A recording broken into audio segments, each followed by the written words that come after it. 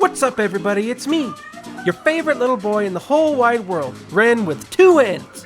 And in terms of quality, The Walking Dead is pretty inconsistent. I've said for years now that The Walking Dead is the most inconsistent show on TV, and that has never been more true than it has in its most recent season, Season 7, which had a premiere that I would argue is possibly the best episode of the entire series. The introduction of Negan was dark, gory, and kinda heavy.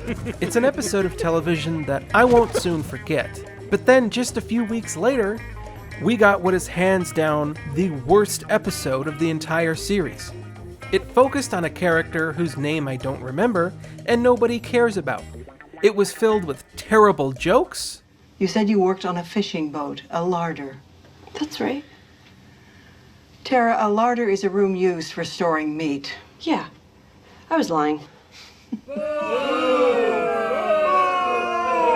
get off stage! And it took 40 minutes of screen time to achieve something that could have been achieved in 10 minutes as a subplot to a different episode. But right from the start, this show has been a roller coaster ride in terms of quality.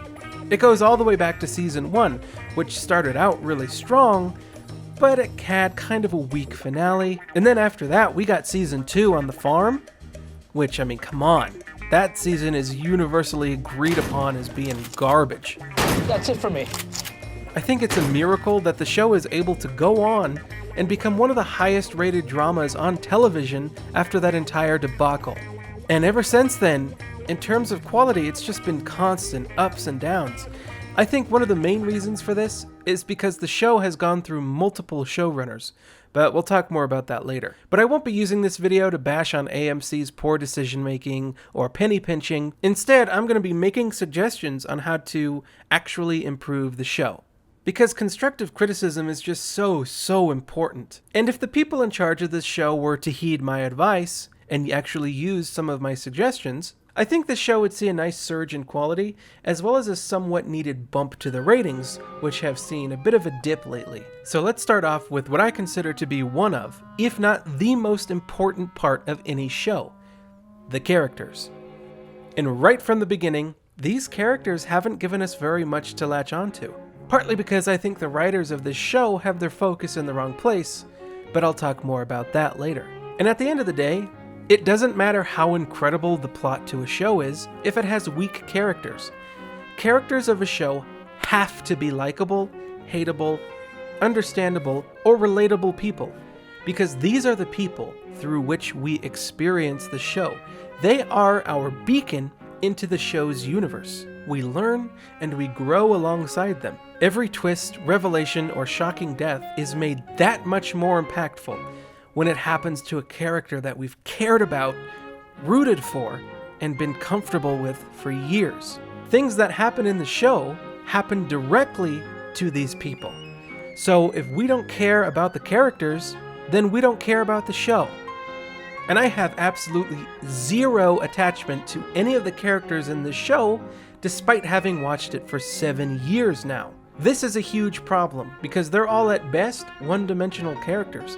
There are a couple exceptions, but I'll never understand what it is about Daryl that people latched onto, because he has almost no personality. Over the course of these 7 seasons, he hasn't grown as a person, he hasn't evolved as a character, and even some of the worst sitcoms on television have character arcs and character evolutions. And when you have a show where its hook is that any one of its main characters can die at any second, I never feel any tension. I'm never on the edge of my seat like I should be, because I don't care what happens to anybody on this show. So just to prove that these characters really are non-existent, I went ahead and did a little testing of my own on the matter by stealing Red Letter Media's character test, by asking a few people the following question. Without describing Rick's appearance and without using the word survivor, please describe to me in great detail Rick's personality. So Rick as a person starts out as a genuine person. I mean, he starts as very genuine. He's become more cautious and doesn't take chances. Follows through.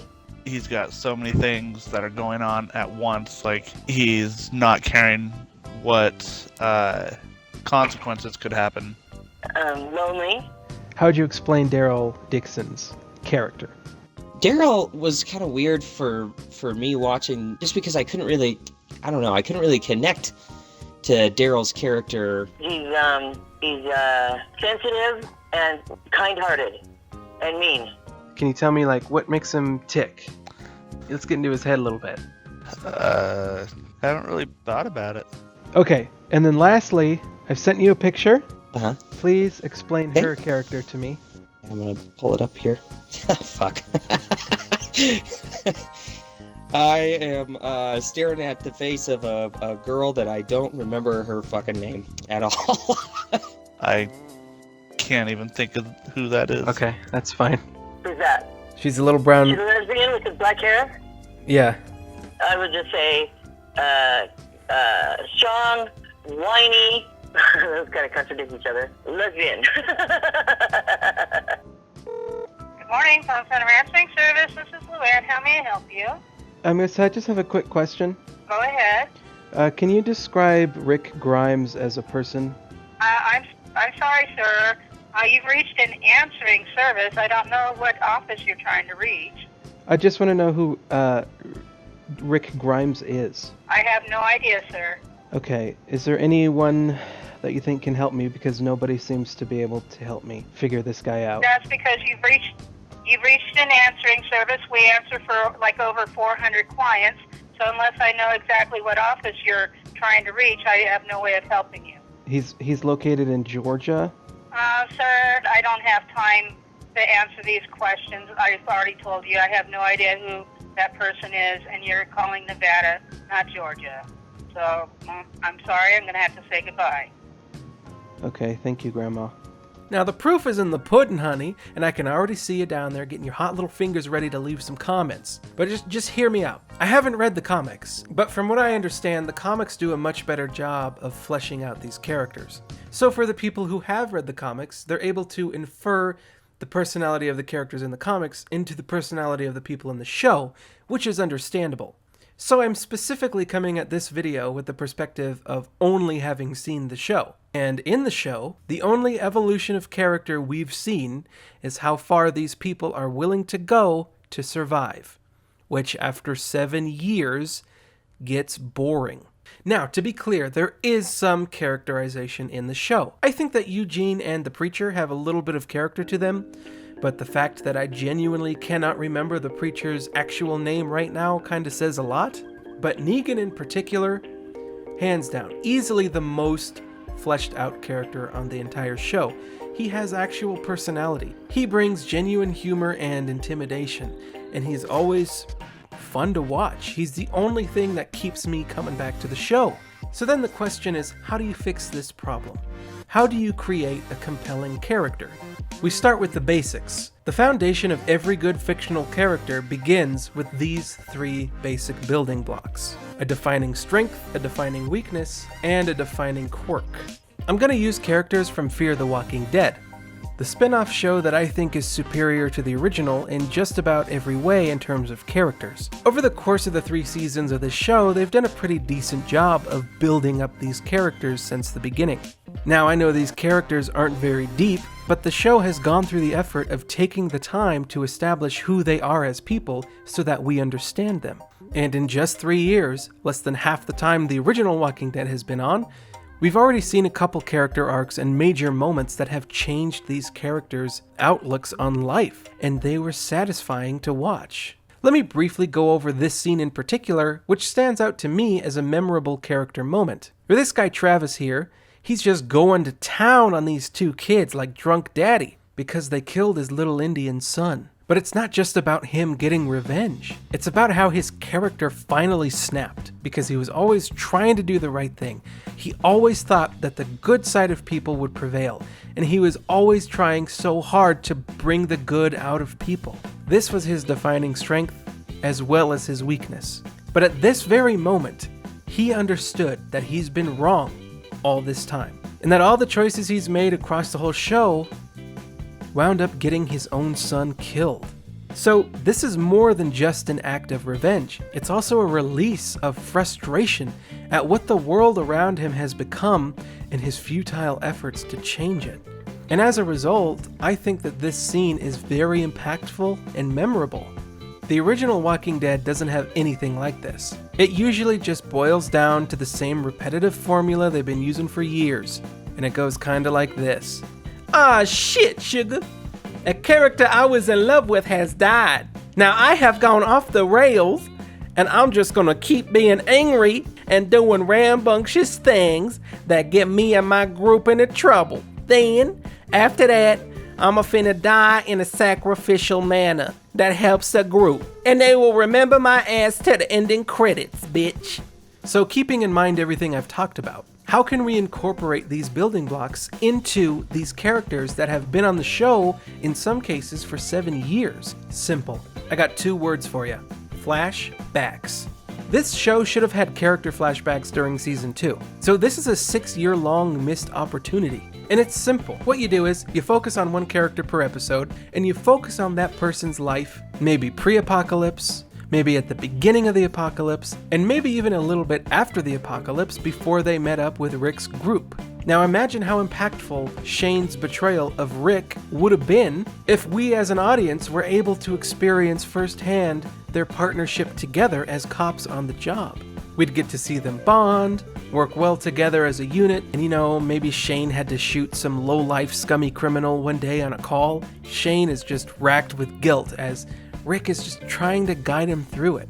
Rick is trying to let Shane know that he made the right decision, that Shane had to kill that criminal, because it was a life or death situation, and at the end of the day, the life that matters more and will have a more positive impact on the world is the one that pulled the trigger that day. Then we cut to present day, where Rick is experiencing a similar guilt after having killed somebody in the apocalypse. And having been in that situation himself, Shane is now the one guiding Rick through it, as he has to cope with having to murder people. Small little things like that could go a long way to build up these characters' personalities. Imagine how impactful Laurie's death could have been if in the episode where the little baby's being born, they cut back to pre-apocalypse when Laurie was pregnant with Carl.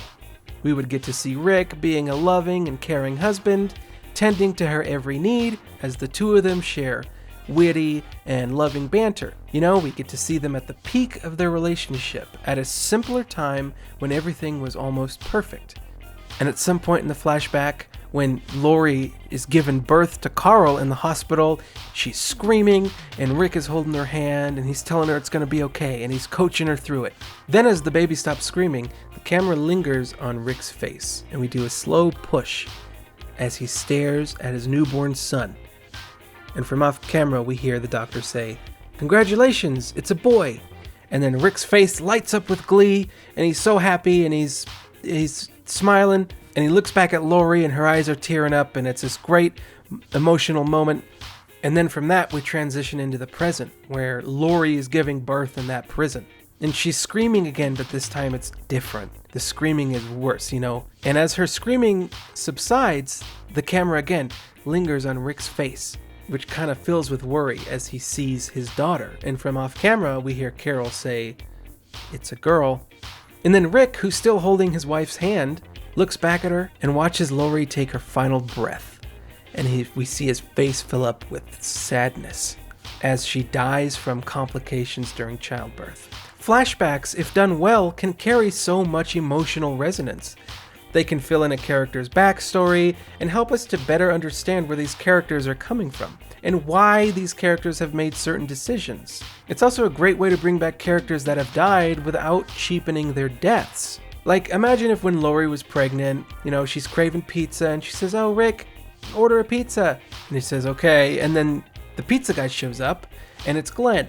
People would go, "Oh my God, I know who that is." People would flip. "I didn't know Glenn would come back on the show. I didn't think Glenn could come back because I saw Glenn died." I mean, you get Glenn on there, I think that'd be some really decent fan service. I mean, you imagine you have a flashback episode with Daryl, him and his brother that died, that's a good way to bring him back and we could explore Daryl's character more and actually get to know that guy. But another reason I think that flashbacks would work really well is because this show has a lot of downtime. So instead of spending valuable screen time on boring crap like this,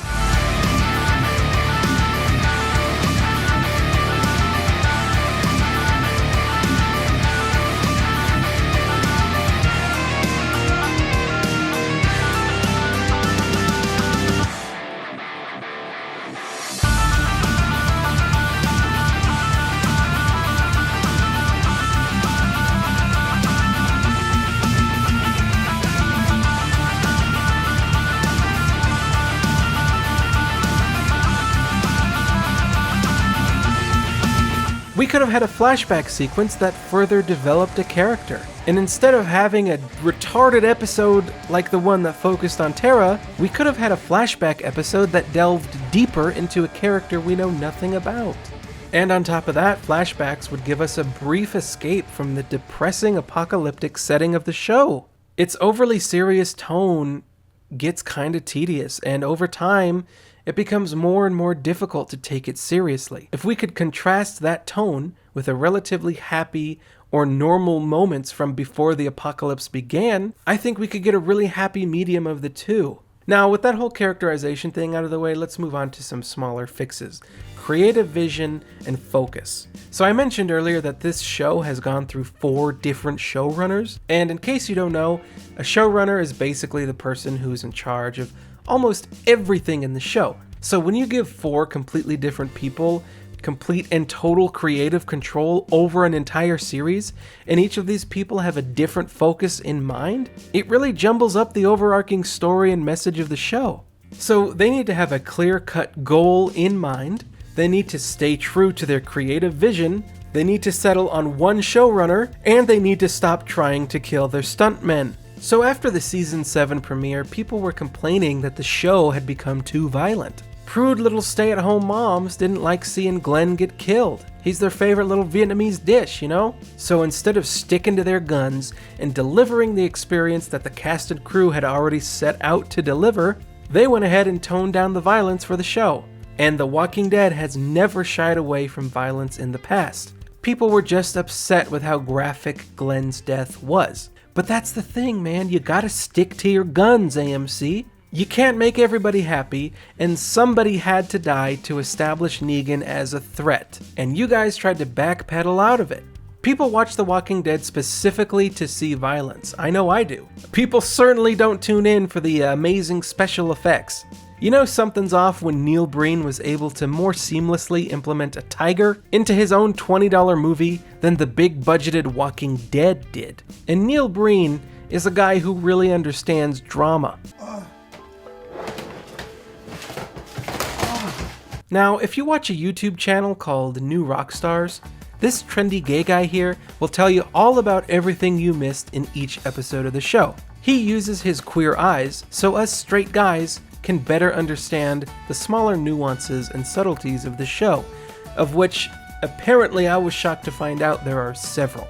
And when the truck pulls away with Carson, the exhaust blows right over him. Like, way to give your only doctor respiratory issues. I also feel like this kind of parallels the fate of his brother, who was thrown into fire and smoke by the Saviors. And some of these videos are like 20 minutes long, and they're filled with a bunch of little nuggets like that. And if most of what this guy says is true, then the writers are focusing on things that are so small and insignificant that they have no real impact on the show. Yet you can tell that a lot of thought was put into each little nugget. But I think that this is wasted effort. I mean, they are nice little touches and the effort is appreciated, but how about first we focus on creating actual characters and furthering their stories and personalities before we start worrying about a piece of dialogue from 4 seasons ago. The time spent on these little details would be time better spent on making these characters more believable. And that, my friends, I think, is how to fix The Walking Dead. Now, I enjoy the show, it's a fun watch.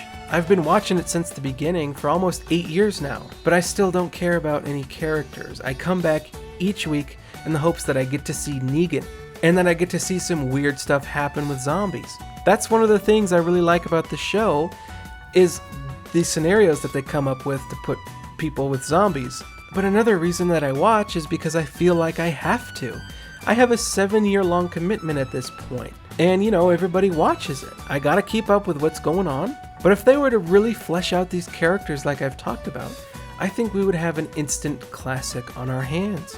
And you might think it's too late to start implementing things like flashbacks into the show, but I strongly disagree. Because AMC wants this show to go on for as long as possible. There's no end in sight, so they need to fill up the time with something. And like I said before, it's better to fill the time with flashbacks than it is to watch Carol filling up a water bottle with water from a lake. But what do you guys think would fix The Walking Dead? Or do you think that The Walking Dead is perfect as it is and doesn't need to be fixed? Let me know how you guys feel down in the comments. I can't wait to read it, and I'm really active down there in the comments section. I love talking to you guys. And as always, if you could share this video around, maybe tweet it to some of the lead writers of the show, somebody at AMC, even some of the actors, or maybe you could just share it to a friend of yours that really likes The Walking Dead. That'd be amazing. Anyway, thanks for watching, everybody. I'm Ren with 2 N's, your favorite little boy in the whole wide world, and I will see you guys next time. Bye-bye.